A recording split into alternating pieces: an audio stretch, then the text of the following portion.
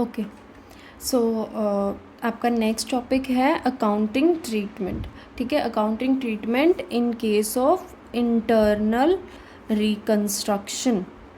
ठीक है, internal reconstruction के अंदर क्या होता है ये मैं आपको पहले बता चुकी हूँ कि इंटरनल रिकंस्ट्रक्शन का मतलब होता है जब आप अपनी कंपनी की जो बैलेंस शीट होती है उसको दोबारा से रिकंस्ट्रक्ट करते हो। जब आप अपनी बैलेंस शीट को दोबारा से रिकंस्ट्रक्ट करते हो तो आपको कुछ उसका अकाउंटिंग ट्रीटमेंट करना पड़ेगा। वो अकाउंटिंग ट्रीटमेंट क्या होगा, आपको उसके अंदर कुछ जनरल एंट्रीज पास ऑन करनी पड़ेंगी, बैलेंस शीट में कुछ चेंजेस होंगे, और एक इम्पॉर्टेंट चीज़ होती है कि आपको एक कैपिटल रिडक्शन अकाउंट या फिर जिसे रिकंस्ट्रक्शन अकाउंट भी आप कह सकते हो, तो आपको रिकंस्ट्रक्शन अकाउंट जो है वो ओपन करना पड़ेगा। देखो बेसिकली क्या होगा, जैसे हमने किया कि हमने पीछे जब मेथड्स किए थे रिकंस्ट्रक्शन के, तो उसके अंदर हमने किया था कि कंपनी क्या करेगी, शेयर कैपिटल को रिड्यूस करेगी। अगर कंपनी शेयर कैपिटल को रिड्यूस करती है तो देखो शेयर होल्डर्स को जो लॉस होगा या क्रेडिटर्स को जो लॉस होगा, अल्टीमेटली कंपनी को क्या मिलेगा, उसका बेनिफिट मिलेगा। कंपनी को क्या होगा, गेन होगा। और अगर कंपनी को गेन होता है तो कंपनी उस सारे गेन को कहाँ पे ट्रांसफ़र करती है, कैपिटल रिडक्शन अकाउंट या फिर जिसको बोल सकते हो रिकंस्ट्रक्शन अकाउंट, कंपनी वहाँ पे उसको ट्रांसफ़र करती है।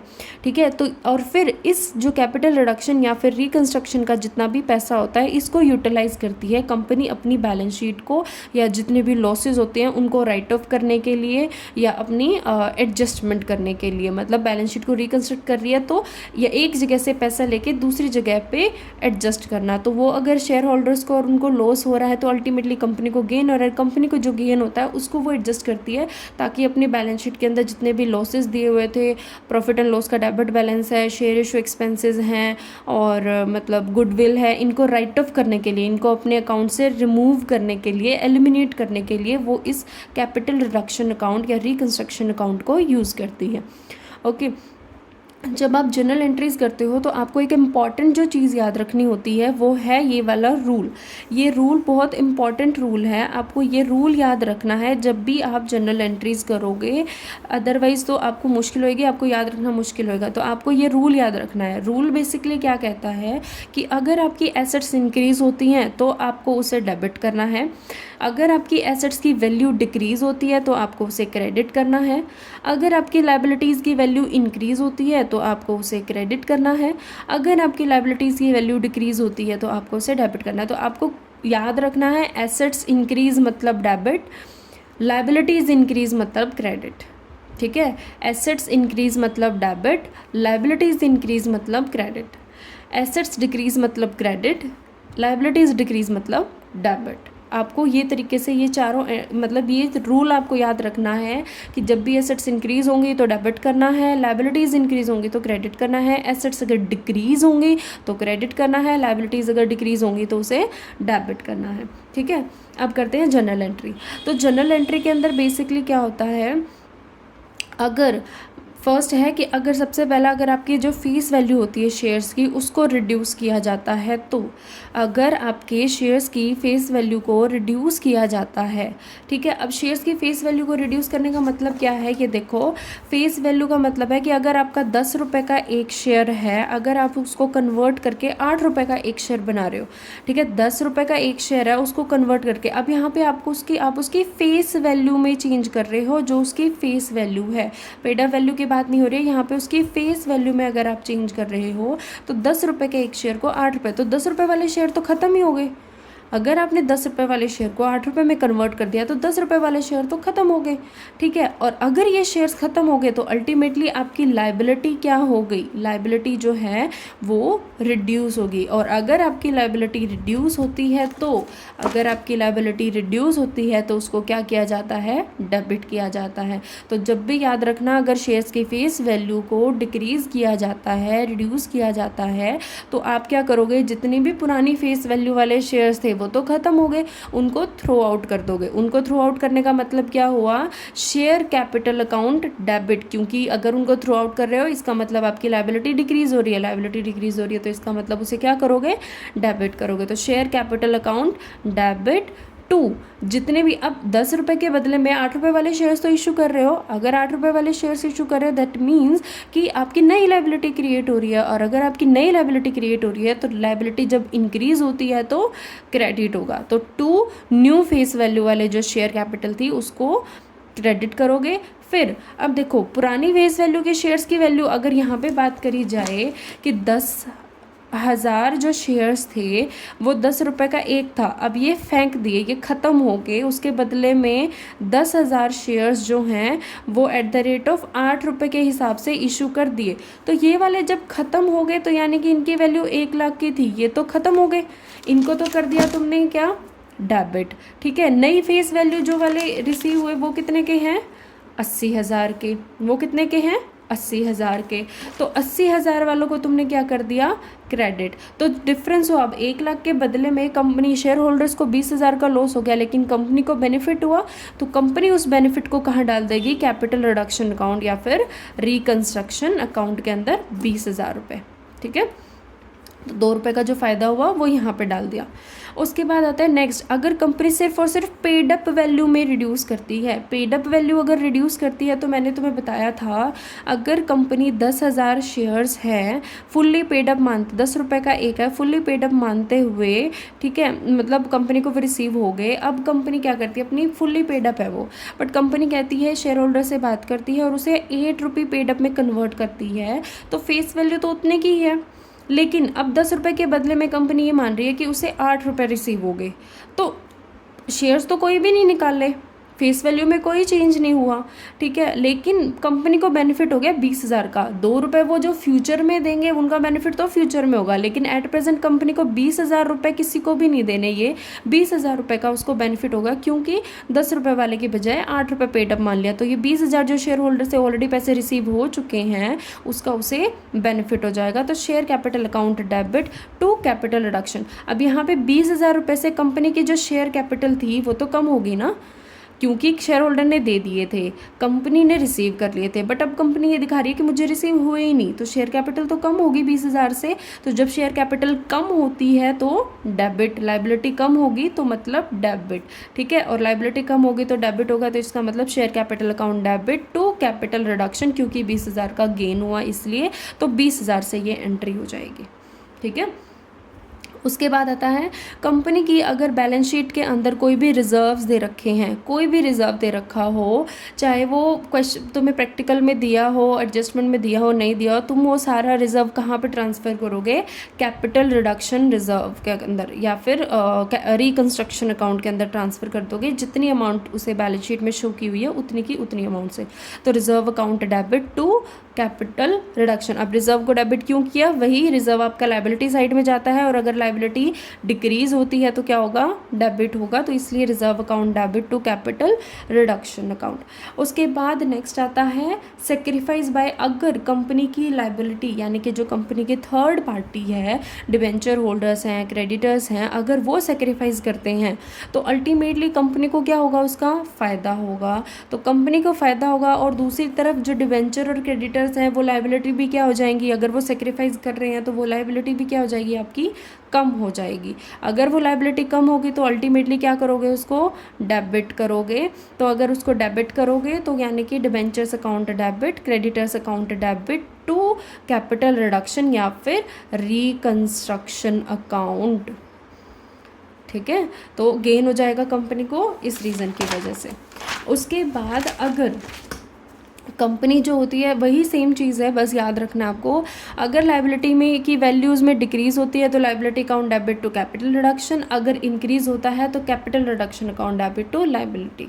इन the same case asset side में रिवर्स हो जाएगा, वो एंट्री लिखी नहीं हुई, वो आपको ध्यान रखनी है कि अगर एसेट्स की वैल्यू इंक्रीज़ होती है, यही वाले रूल को अगर तुम याद करते हो, ठीक है, यही वाले रूल को याद करो, अगर एसेट्स की वैल्यू इंक्रीज़ होती है तो उसको डेबिट करोगे, अगर एसेट्स की वैल्यू डिक्रीज़ होती है तो उसको क्रेडिट करोगे। ठीक है, देन उसके बाद जितने भी, अब यहाँ से सारी जगह से कैपिटल रिडक्शन अकाउंट का तुम टोटल करोगे।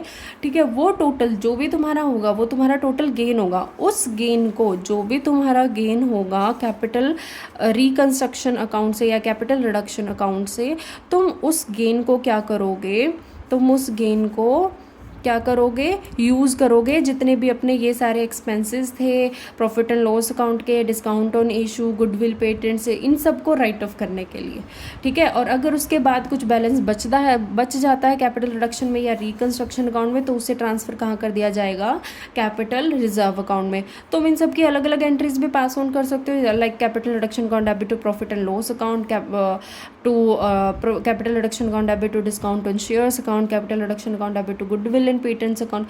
ये तुम अलग अलग एंट्रीज भी पास ऑन कर सकते हो, इकट्ठी एंट्री भी पास ऑन कर सकते हो। कुछ रिकंस्ट्रक्शन के एक्सपेंसेस भी होते हैं, वो एक्सपेंसेस भी कहाँ से बियर करे जाते हैं, कैपिटल रिडक्शन अकाउंट से या फिर रिकंस्ट्रक्शन अकाउंट से बियर करे जाते हैं।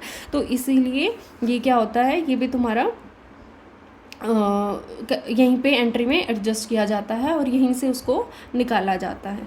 डन। तो ये हैं तुम्हारी जनरल एंट्रीज, जो इम्पोर्टेंट जनरल एंट्रीज हैं जो तुम्हारी यूज़ होंगी जब आप प्रैक्टिकल क्वेश्चंस करोगे, ठीक है। देन उसके बाद तुम्हारा जो है फर्स्ट इलस्ट्रेशन दी हुई है, ठीक है। तुम्हारी फर्स्ट इलस्ट्रेशन दी हुई है। फर्स्ट इलस्ट्रेशन क्या कहती है कि कंपनी जो है ये एक बैलेंस शीट दी हुई है 31 मार्च 2015 को। कंपनी की एक बैलेंस शीट दी हुई है, कौन सी कंपनी की, विपुल लिमिटेड कंपनी की एक बैलेंस शीट दी हुई है जिसमें ये सारी चीज़ें हैं। 3005% प्रेफरेंस शेयर्स है 100 ईच, ठीक है। 6000 इक्विटी शेयर्स है 100 ईच, सरप्लस है 3,50,000 का नेगेटिव, ठीक है, नेगेटिव सरप्लस है। देन उसके बाद आता है नॉन करंट लाइबिलिटीज़ में 6% डिवेंचर्स है 1.5 लाख के, बैंक लोन है 1.5 लाख का, करंट लाइबिलिटीज़ हैं 75,000 की, ठीक है। देन उसके बाद आता है नॉन करंट एसेट्स हैं, लैंड एंड बिल्डिंग है, ठीक है। Then machinery, goodwill, current assets. Then उसके बाद inventories, trade payables, cash at bank, current and non current assets, share issue expenses, ठीक है। ये सारी आपकी दी हुई है। उसके बाद कहता है on the above date company ने अडॉप्ट किया कि वो जो है स्कीम ऑफ रिकंस्ट्रक्शन अपनाएगी, ठीक है। अगर वो स्कीम ऑफ रिकंस्ट्रक्शन अपनाती है तो कहता है, सबसे पहला ये कहता है कि the preference shares are to be reduced to fully paid up shares of 75 each and equity shares are to be reduced to shares of 40 each fully paid up. ये कहता है कि जो प्रेफरेंस शेयर्स हैं उनको रिड्यूस करना है fully paid up shares में कन्वर्ट करते हुए 75 ईच। अब ये चीज़ ध्यान रखो कि फुल्ली पेड अप शेयर्स ही मान रहे थे। अब ये देखो पीछे क्वेश्चन में क्या दे रखा है, पीछे क्वेश्चन में तुम्हें दे रखा था कि कंपनी के जो हैं प्रेफरेंस शेयर्स 3005% प्रेफरेंस शेयर्स है 100 ईच, ठीक है। अब कुछ नहीं मेंशन किया हो फुल्ली पेड अप है या जो भी है, बट यहाँ पे ये कहता है कि उनको फुल्ली पेड अप मानते हुए 75 ईच में कन्वर्ट करना है। दैट मीन्स कि उनकी फेस वैल्यू चेंज करनी है। और अगर उनकी फेस वैल्यू चेंज करनी है तो मैंने तुम्हें क्या बात बताई थी कि अगर कंपनी के शेयर्स की फेस वैल्यू में चेंज होता है तो इसका मतलब पुराने वाले शेयर्स को आप थ्रू आउट कर दोगे और नए वाले शेयर्स को ले आओगे। तो जब आप पुराने वाले शेयर्स को थ्रू आउट कर देते हो और नए वाले शेयर्स को लेके आते हो तो इन दैट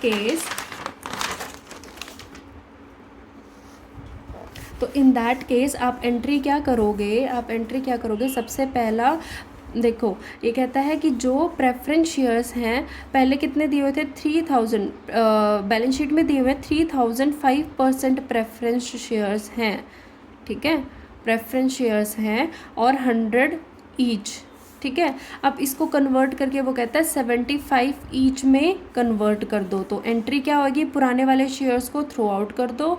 और रूल क्या कहता है कि अगर आपकी लाइबिलिटी डिक्रीज़ होती है तो उसको क्या करते हो, क्योंकि पुराने वाले शेयर्स को बाहर निकाल रहे हो तो लाइबिलिटी डिक्रीज़ होगी, तो 5% प्रेफरेंस शेयर्स अकाउंट डेबिट, ठीक है। और ये कौन से वाले हैं, ये 100 रुपीज़ वाले हैं, ठीक है। कितने के थे, कितने के होंगे, 3000 है ना, हाँ 3000 शेयर्स हैं तो 3 लाख के, ठीक है, 3 लाख के हो गए। फिर उसके बाद इसके बदले में उसे नए वाले शेयर्स इशू किए जो कि 75 ईच के हैं, तो यानी कि क्या हो जाएगा 5% प्रेफरेंस शेयर्स टू क्रेडिट हो जाएगा प्रेफरेंस, क्योंकि लाइबिलिटी अब इंक्रीज़ हो रही है, तो 5% प्रेफरेंस शेयर्स अकाउंट डेबिट जो कि 75 ईच है, सॉरी डेबिट नहीं होगा, 75 ईच के हिसाब से। तो अगर इसको मल्टीप्लाई करोगे 3000 इंटू में 75, तो ये अमाउंट आएगी तुम्हारी 2,25,000 से। ठीक है, और जो अब डिफरेंस आएगा, क्योंकि बाकी जो 25 रुपीज़ पर शेयर बेनिफिट हुआ है वो कहाँ पे चला जाएगा, टू रिकंस्ट्रक्शन अकाउंट। ठीक है, रिकंस्ट्रक्शन अकाउंट में कितना जाएगा, 3000 इंटू में 25। ठीक है, तो ये हो गया 75,000। Done, okay. ठीक है, देन उसके बाद नेक्स्ट इसने क्या बोला है, नेक्स्ट कहता है कि इक्विटी शेयर्स में भी सेम चीज़ करी है, 40 ईच। अब ये देखो कि इक्विटी शेयर्स जो हैं वो इन्होंने क्वेश्चन में दिया है कि जो इक्विटी शेयर्स हैं वो कैसे, 6000 इक्विटी शेयर्स ऑफ 100 ईच। ठीक है, 6000 equity shares of 100 each 6 lakh रुपए के हैं। तो अब उसको अगर आप कन्वर्ट करते हो 40 में, तो एंट्री क्या हो जाएगी आपकी, इक्विटी शेयर कैपिटल 100 रुपये वाला जो है अकाउंट डेबिट। ठीक है, कितने के हो गए, कितने थे शेयर्स, 6100 ईच, तो 6 लाख के। ठीक है, to equity share capital of 40। ठीक है, 40 अकाउंट में डालोगे तो 40 के हिसाब से कितना हो गया, 6000 शेयर्स ऑफ 40। ठीक है, तो यानी कि 2,40,000। ठीक है, तो बाकी बचा हुआ कहाँ जाएगा, टू रिकंस्ट्रक्शन अकाउंट, क्योंकि कितने का क्या हो गया, बेनिफिट। तो कितना हो जाएगा, कितना होएगा ये, 3,60,000। Done, okay. फिर उसके बाद नेक्स्ट एंट्री क्या बोली है, नेक्स्ट कहता है the debenture holders took over the inventories and trade receivables in full satisfaction of their claims. कहता है कि डिबेंचर होल्डर्स ने क्या कर लिया, इन्वेंट्रीज भी ले ली और ट्रेड रिसीवेबल्स ले ली, और अपने सारे पैसों के बदले में। अब डिबेंचर होल्डर्स देखो कितने के हैं, क्वेश्चन में दिया हुआ है कि 6% डिबेंचर्स दिए हुए हैं 1,50,000 के। अपने अपनी बुक्स में देखना दिया हुआ है कि जो 6% डिबेंचर, अब 6% डिबेंचर्स ने क्या कर लिया, 6% डिबेंचर्स ने किया है कि अपने पैसे के बदले में ट्रेड रिसीवेबल्स और इन्वेंटरीज को ले लिया। अब डिबेंचर्स के बदले में, तो डिबेंचर्स तुम्हारी लाइबिलिटी कम हो जाएगी। और जब रूल याद करो कि जब भी अगर लाइबिलिटी कम होती है तो उसे क्या किया जाता है, डेबिट। तो 6% डिबेंचर्स अकाउंट डेबिट। ठीक है, कितने हैं, 1,50,000 के। ठीक है, उनके बदले में अब क्योंकि उसने एसेट्स को ले लिया। ठीक है, उसने क्या लिया है, एसेट्स को लिया है, तो एसेट्स भी तो तुम्हारी कम होगी। और याद करो कि अगर एसेट्स कम होती हैं तो क्या होती हैं, क्रेडिट होती है। रूल में याद करो, अगर एसेट्स कम होती हैं तो वो क्रेडिट करी जाती हैं। तो अगर उसको क्रेडिट किया जाता है तो यानी कि टू इन्वेंट्रीज और टू ट्रेड रिसीवेबल्स। ठीक है, तो 1,50,000 और इन्वेंट्रीज़ कितने की है, बुक में देखो, इन्वेंट्रीज़ है तुम्हारी 65,000, ट्रेड रिसीवेबल्स है 70,000 के। तो ये हो गया 65,000 और 70,000।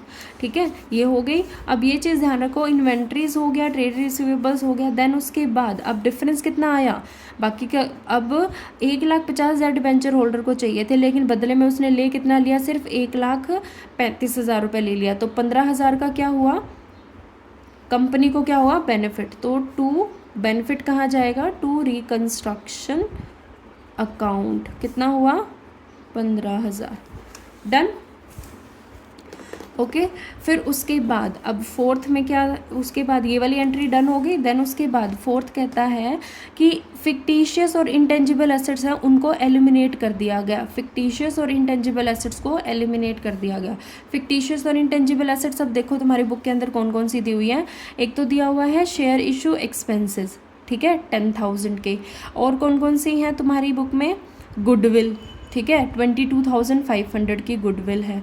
ठीक है, इनको हो गया। एक और चीज़ जो इम्पॉर्टेंट तुम्हें याद रखनी है फिक्टिशियस एसेट्स के अंदर, ये देखो, ये कहता है कि सरप्लस हुआ था 3,50,000 का सरप्लस है, 3,50,000 का, और वो नेगेटिव है, इसका मतलब ये भी तुम्हारे फिक्टिशियस एसेट है जिसको तुम्हें राइट ऑफ करना है। तो इसलिए कहता है कि जितनी भी फिक्टिशियस और इंटेंजिबल एसेट्स थी उनको एलिमिनेट कर दिया। तो जब उनको एलिमिनेट करोगे तो याद रखो मैंने क्या बताया था, फिक्टिशियस और इंटेंजिबल एसेट्स को इनको रिमूव करना है, राइट ऑफ करना है, तो आप क्या यूज़ करते हो, रिकंस्ट्रक्शन अकाउंट को यूज़ करते हो। तो एंट्री क्या डलेगी अब, reconstruction account debit to, reconstruction account debit to क्या क्या थी आपकी, गुडविल, क्योंकि वो रिड्यूस हो रही है और एसेट अगर रिड्यूस होती है तो क्रेडिट होता है, ठीक है। To goodwill, to share issue expenses, और टू सरप्लस, ठीक है। सरप्लस कितना है, 3,50,000 का, ठीक है, सरप्लस 3,50,000 का है। शेयर इशू एक्सपेंसेस कितने के हैं, शेयर इशू एक्सपेंसेस हैं 10,000 के, एंड गुडविल है 22,500 की, ठीक है, 10,000 के एंड 22,500 की। टोटल कितना हुआ, 3,50,000।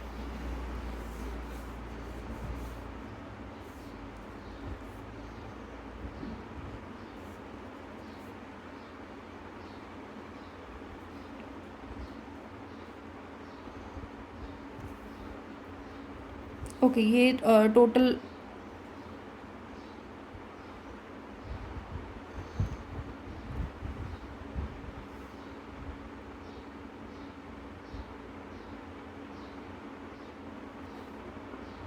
ओके, ये टोटल हुआ है 3,82,500, ठीक है।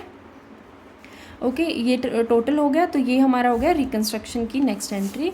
उसके बाद आता है हमारा land and building is to be appreciated by 30% and machinery is to be depreciated by 33.1/3%, ठीक है।